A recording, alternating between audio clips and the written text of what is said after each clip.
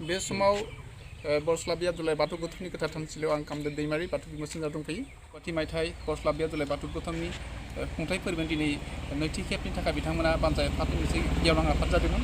आरो गेवलां आफादनि माखासे थांखिफोरखौ मा बिथांमोना थांखि लादों गासैबो थांखिखौ मोनथिनो थाखाय बे समाव बिथांनि दैदेनगिरि बिथांनिफ्राय आं माखासे बाथ्रा लानो सानबाय। गिबियावनो आं बिथांमोनखौ बरायना लाग्रोनाय जाबाय। खुलुमबाय। आं दिनैनि बे गोथार मंगलबार सानाव बाथौ बिबुंसार मुस्लिम कामदेब दैमारिनिसिम आंखौ दिनै बे लोगो हमनायनि थाखाय नोंथांखौ रोजा रोजा साबायखर थाबाय। जिहेतुके रुपाथि मायथाइ खुंनो थांगासिनो दं बरस्लाबि आब्दुल्लाह बाथौ गौथुमा माबायदि साखाफारा? जों दा जिहेतु जोंनि बरस्लाबि आब्दुल्लाह बाथौ गौथुमा 1995 मायथाइनिफ्राय दिनैसिम 25 बोसोर आगान होबाय। बे 25 बोसोर पूर्ण जानायनि थाखाय रुपाथि मायथाइ फोरबोखौ जों खुंनो थाखाय फैबाय थानाय मार्च दाननि 20 आरो 21 खालार खालि साननैनि हाबाफारि लानानै गाजा गोमजायै खुंनो थाखाय थामथिम खालामनाय जादों।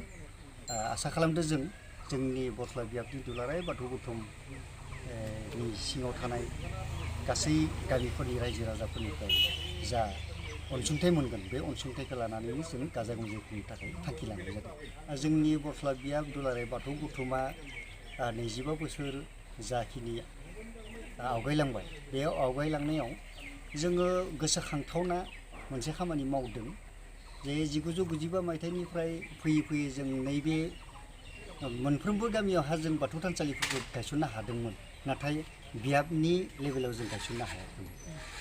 जोंनि नैबे ट्राइबेल संघनि लांगोनायाव 2 बिघा हानि मादाव 3 बिघा हाखौ जोङो जोंनि बरस्लाबि आब्दुल्लाह बाथौ गौथुमनि थानसालिनि मुङावहा 3 बिघाखौ नोंथांमोना जोंनो होदो।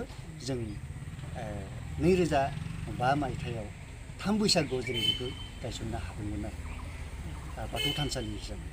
बेनिफ्राय गोसोखांथावना आरो बेबायदिनो दङ जोंनि मैखोम एरिया गं 19नि मादाव गं 12 गामिखौ दासिम जों मोनफ्रोमबो गामियाव बाथौ धोरोमखौ फोसावनो हादों आरो गंफ्रोमबो गामियाव जों बाथौ थानसालिखौ गायसननो हादों। जिहेतुके 25 बोसोर जाफैबाय बरस्लाबि आब्दुल्लाह बाथौ गौथुमा, नङा होमबा? बे बेलायाव खोनानो मोन्दों जे बरस्लाबि आब्दुल्लाह बाथौ गौथुमनि गोथार थानसालि दिनैसिमबो लुफुंजानाय अबस्थायाव गैया। बेखौ नोंथाङा मा बुंनो?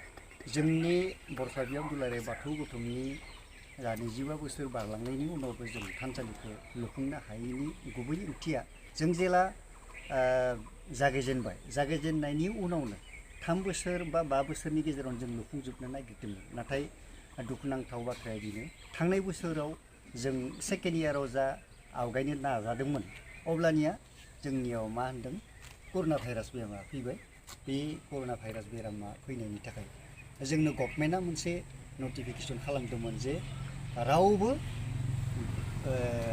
माने सुबुं हान्जाया ज'यै थाबायनो हाया, ज' कालेक्सन खालामनो हाया, रां बुथुमनो हाया, गावबा गाव न' हाबनानै थानांगौ। बेबायदि बिथोन होनायाव जों गोबां उसुबिदाखौ नुनो जादोंमोन आरो बेनि थाखायनो जों बे लुफुंनाय हाबाफारिखौ देग्लाय 25 बोसोर फोजोबनोसैब्लाबो जों हाथ'वाखै।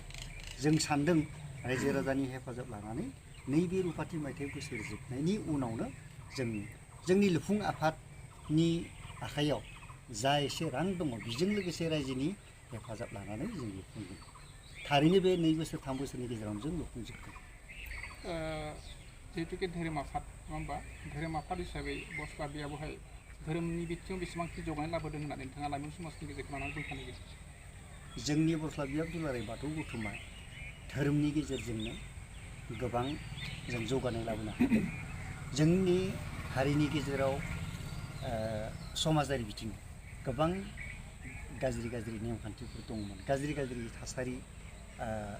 लाइमोनफ्रा फरायनो गोसो गैयै बे मबाइलनि जुगावहा मबाइलनि लोगोआवनो थाफाबाय थानाय बेफोरबायदिखौ जोङो मा खालामदों माइनाव आफाद आरो लाइमोन आफादखौ लाफानानै गुबै आफादा सावरायलायनायनि गेजेरजों मोनफ्रोमबो गामियाव जों प्रत्येकट' मंगलबाराव जायखिनि समाव हायो जों गामिनि बिमा माहारिखौ लानानै सावरायनाय जायो जे नोंथांमोननि गावबा गाव खुदियाफोरखौ फरायफुनाय गथ'फोरखौ सम मथे न'आवहा हाबनो हो मोनाबिलि जानाय लोगो आरो फरायनायाव नैबे जोंनि दा जा बैग्यानिक जुगाव जुदि सोलोंथाइ गैयाब्ला जों थांना थानाया गोब्राब हारि हिसाबै बेखिनिखौ जों खिन्थु धोरोम हिसाबै धोरोम आफाद हिसाबै मोनफ्रोमबो गामियाव सावरायनायनि गेजेरजों माखासे जेंनाफोरखौ सुस्रांनो हागोन होनना जों फोथायनाय दं।